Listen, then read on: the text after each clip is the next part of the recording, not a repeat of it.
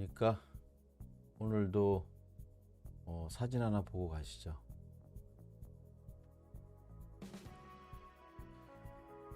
이번 시간에는 요구사항이란 무엇인가에 대해 알아보도록 하겠습니다.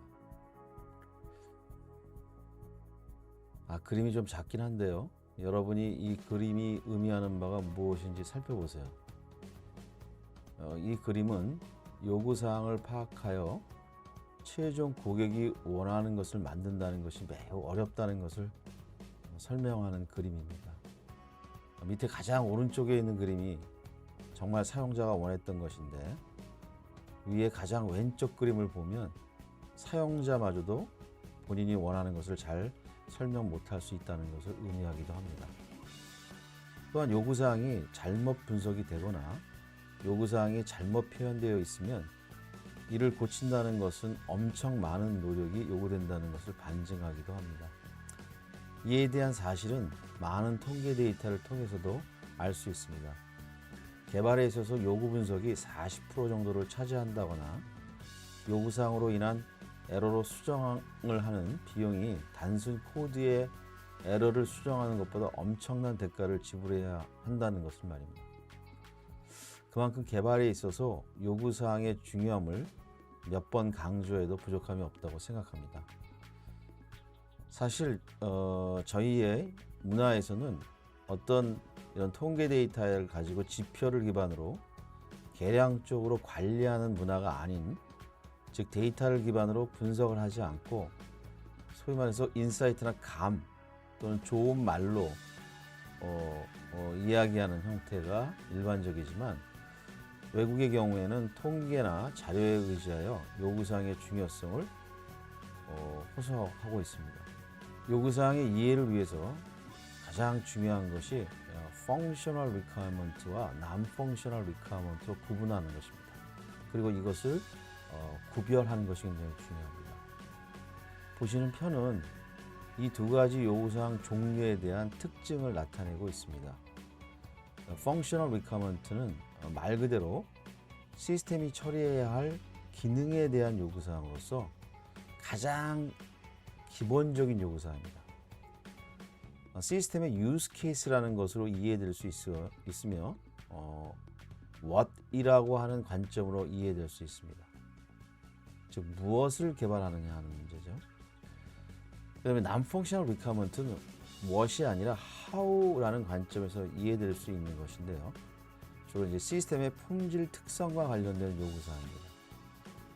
따라서 반드시 정의돼야 될 필요성이 없으나 시스템의 품질을 좌우하는 요구사항이 바로 non-functional requirement. 그러나 불행히도 이 non-functional requirement는 정의하기가 매우 어렵습니다. 그래서 개발 후에 고객과의 분쟁이 가장 많이 발생하는 겁니다. 특히 이 non-functional requirement는 정의되지 않아도 당연히 만족해야 할 요구사항이 많아서 코에 걸면 코걸이, 귀에 걸면 귀걸이가 될 가능성이 높은 요구사항입니다. 예를 들어 월 실적 보고서로 생성하는 기능적 요구사항이 있다고 할 때에 보고서에 어떤 내용이 들어가야 하는지는 기능적 요구사항에 포함된다고 할 수 있습니다. 그러나 보고서를 몇 초 만에 생성해야 되는지, 그 다음에 보고서의 포맷은 어떻게 해야 이쁘게 만들 것인지, 이와 같은 요구사항은 non-functional requirement에 해당한다고 할 수 있습니다. 여러분들이 참조로 그 표에 있는 두 requirement에 대한 비교표를 한번 참조해 보시기 바랍니다. 요구사항의 이해를 위해서 중요한 또 한 가지는 프로세스와 데이터 요구사항을 구분하는 것입니다. 소프트웨어 시스템은 일을 처리하는 프로세스와 이 프로세스의 대상이 되는 데이터로 크게 구분된다고 할 수 있습니다. 마찬가지로 요구사항도 프로세스와 관련된 요구사항과 데이터와 관련된 요구사항으로 구분될 수 있습니다. 특히 데이터의 요구사항 분석이 잘 이루어지는 시스템이 더 안정적이라고 하는 통계가 있을 정도로 데이터는 프로세스보다 더 중요합니다. 시스템의 데이터 모델을 잘 정의하면 시스템이 50% 이상의 요구사항을 파악할 수 있고 또 시스템을 더 안정적으로 개발할 수 있습니다. 그러나 현실에서는 많은 개발자들이 이 데이터보다는 프로세스를 중심으로 시스템을 분석합니다. 심지어 데이터 분석은 아예 관심을 갖지도 않고 프로세스의 추상적 정의만 하고 시스템 분석이 완료된 것으로 오해하고 있는 것이 대부분입니다. 요구사항을 이해하기 위해 중요한 또 하나의 개념이 요구사항은 하이레벨 요구사항과 로우레벨 요구사항이 있다는 것입니다.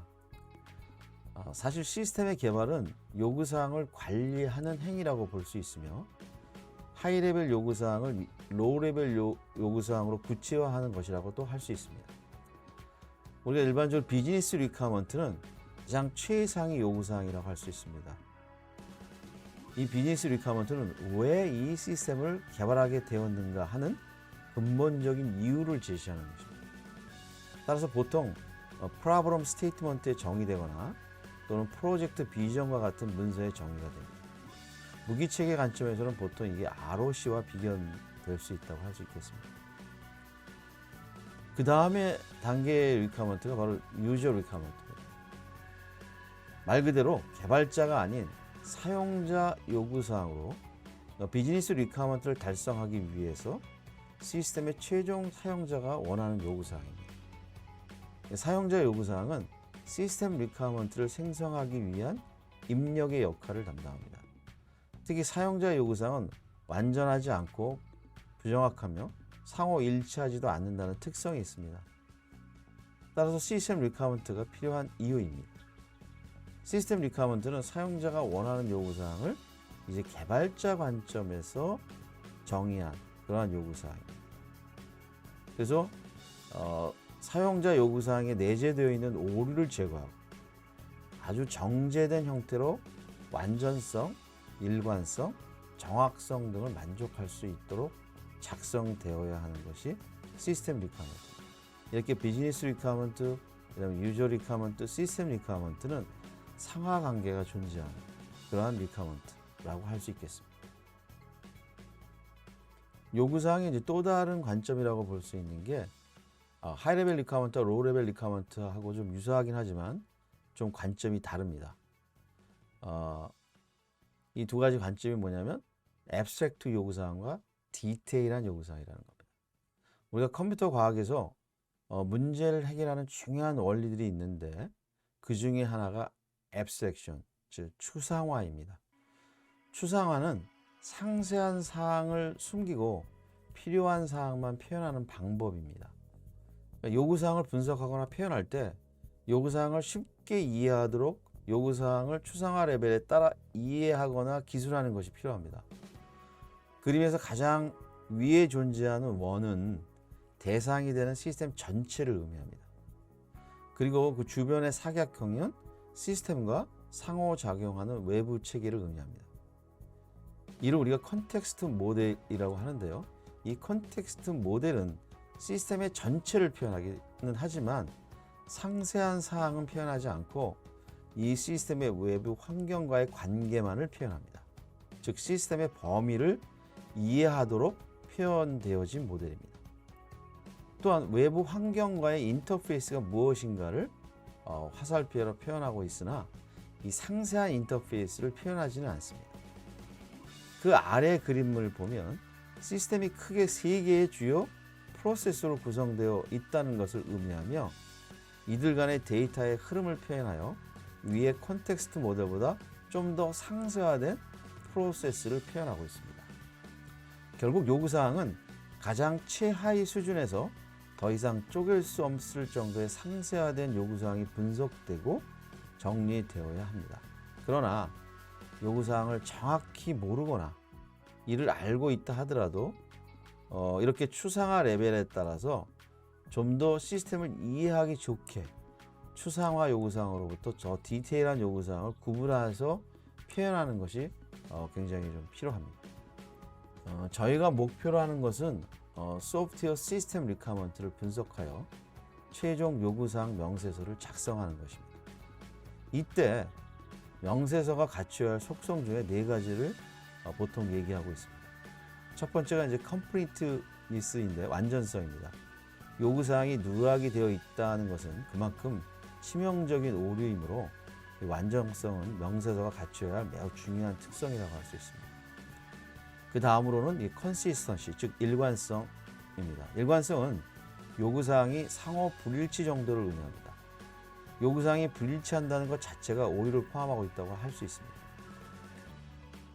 그 다음이 accuracy, 정확도입니다. 정확도는 요구사항을 정확하게 표현하고 있는 정도를 의미합니다. 사실 사용자가 원하는 요구사항이 정확한가를 측정하는 것은 쉬운 문제는 아닙니다.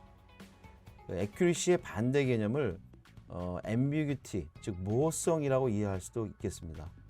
따라서 요구사항의 기술은 정해진 규칙을 기준으로 모호하지 않도록 정해야 하는 것이 중요합니다.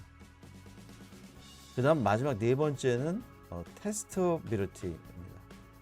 이 테스트 가능성 또는 테스트 용이성이라고 할 수 있는데요. 테스트를 통해 확인할 수 있는 정도를 의미합니다.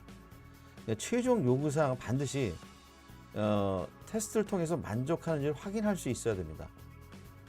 즉 테스트가 어렵다면 요구사항의 존재 여부도 의미가 없다고 판단할 수 있습니다.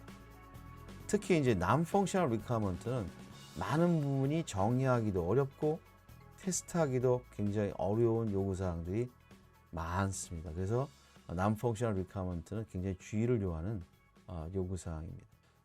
이번 강의는 요구사항이 무엇이고 요구사항의 특성을 살펴보았습니다. 특히 기능적 요구사항과 비기능적 요구사항을 구분하고 정의하는 것은 매우 중요한 개념입니다. 요구사항의 관리는 프로젝트의 성패를 좌우하는 매우 중요한 요소인 만큼 요구사항에 대해 좀 더 깊은 이해가 되었으면 좋겠습니다.